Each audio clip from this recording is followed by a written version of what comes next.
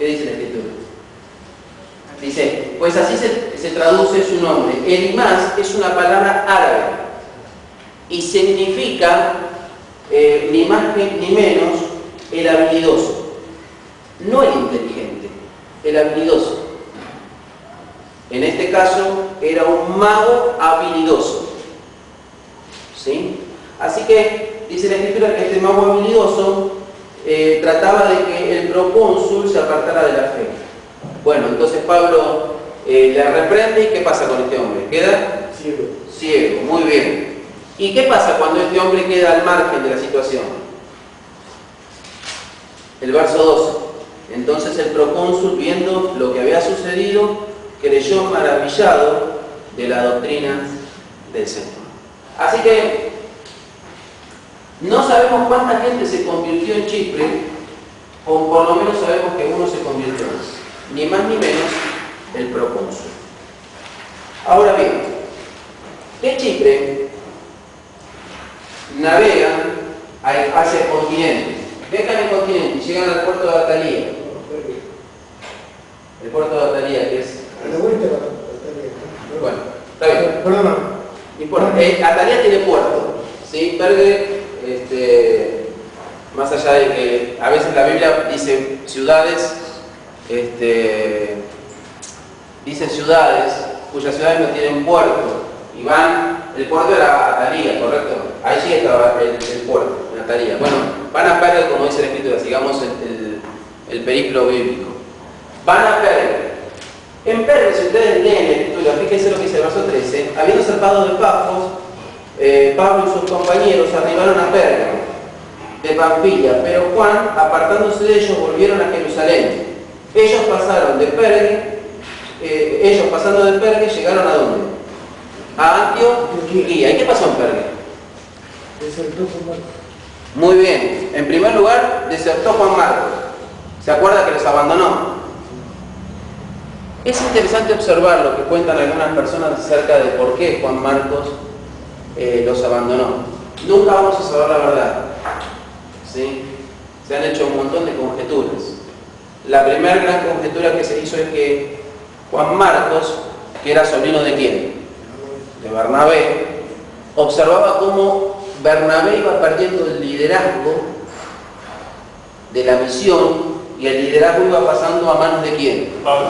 De Pablo. Y eso lo desanimó. Otros dicen que viendo lo que le estaba sucediendo a Pablo al llegar al continente, se desmoralizó completamente. ¿Qué le había sucedido a Pablo? ¿Se acuerdan? Pablo se enferma, no tiene que ir a Gálatas, y Pablo le dice a los de Gálatas: cuando yo fui a ustedes a predicarles, ustedes me recibieron y no me desecharon. Esa palabra desechar significa no me escupieron. ¿Por qué? Porque cuando las personas tenían malaria, en la cultura griega, los que pasaban cerca escupían por amuleto de la suerte, porque de esta forma decían ellos que el espíritu de la malaria no se les pegaba. Y Pablo dice: cuando yo los fui a ver a ustedes, no me desecharon, no me escupieron, sino que me recibieron. Y después dice: si ustedes uno se hubiesen sacado o arrancado los ojos para darnos. Cuando Pablo toca el continente, cuando salió de Pafos y llega al continente, a Pergue, estaba con malaria. Alguien dice que la fiebre que trae la malaria provoca un dolor de cabeza tan grande como ningún otro dolor de cabeza. Aquellos que la han padecido dicen que es como que te clavan un fierro caliente en la cabeza.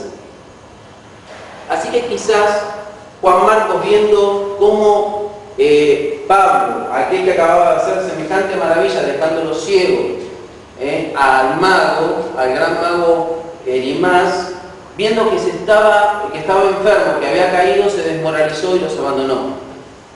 Crisóstomo me parece que es el más acertado en lo que dice. Se volvió a su casa porque extrañaba a su mamá. Y a mí me parece que pasó un poco por ahí. No porque los líderes se cambiaron, porque el liderazgo cambió, ni porque el otro líder estaba enfermo, sino que Juan Marcos extrañaba su hogar. Venía de Jerusalén y no estaba acostumbrado a hacer el periplo que le estaba por delante. Ustedes saben que o por lo menos yo no lo sabía, pero ahora lo sé, que desde Perge a Antioquía hay que cruzar una gran cordillera. Dicen aquellos que la han cruzado que es uno de los caminos más difíciles del mundo y uno de los caminos más peligrosos en la época donde el apóstol Pablo intentaba cruzarla. Así que todo eso que Juan Marcos seguramente sabía hizo que él se retirara y los abandonara y él regresara a Jerusalén.